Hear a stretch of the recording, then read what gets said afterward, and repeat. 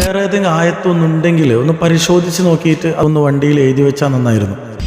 പറഞ്ഞു വരുന്നത് ലൈൻ ശക്കർത്തും ലതീതന്നക്കും എന്ന് പറയുന്ന ആയത്ത് അതൊരു പ്രാവശ്യം ട്രെൻഡിങ്ങിൽ വന്നതാണ്. ഇപ്പം എവിടെ ചെന്നാലും ഏത് വണ്ടി എടുത്ത് നോക്കിയാലും അത് തന്നെയാണ് എഴുതി വെച്ചിട്ടുള്ളത്. ബാക്ക് വശത്തും മുമ്പ് വശത്തും ഗ്ലാസ്സിലും സൈഡിലും മുഴുവനായിട്ടും ലൈൻ ശക്കർത്തും ലതീതന്നക്കും ഈ ആയത്ത് തന്നെയാണ്.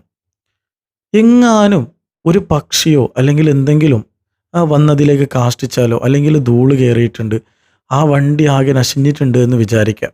ആ ആയത്തിൻ്റെ ബഹുമാനം അവിടെ നഷ്ടപ്പെട്ടില്ലേ? എന്ന് വെച്ചാൽ അദബുകേടായി പോയില്ലേ എന്നാണ് എൻ്റെ ചോദ്യം. നമ്മൾ ഒരിക്കലും ചെയ്യാൻ പാടില്ലാത്ത കാര്യമാണ് ഇതൊക്കെ. അള്ളാഹു ബഹുമാനിച്ച ചില വസ്തുക്കളെ നമ്മൾ ബഹുമാനിക്കണം. അള്ളാഹു ബഹുമാനിച്ച മാസങ്ങളുണ്ട്, അള്ളാഹു ബഹുമാനിച്ച സമയങ്ങളുണ്ട്, അള്ളാഹു ബഹുമാനിച്ച ആളുകളുണ്ട്. അവരൊക്കെ നമ്മളും ബഹുമാനിക്കേണ്ടതാണ്.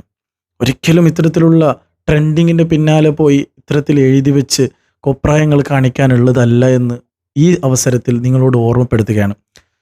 ആരെങ്കിലും എഴുതി വെച്ചിട്ടുണ്ടെങ്കിൽ അത് ഇന്ന് തന്നെ അതിനെ റിമൂവ് ചെയ്ത് അത്തരത്തിലുള്ള ഒരു വലിയൊരു തെറ്റിൽ നിന്ന് നമ്മൾ മാറി നിൽക്കാൻ വേണ്ടി ശ്രമിക്കുക.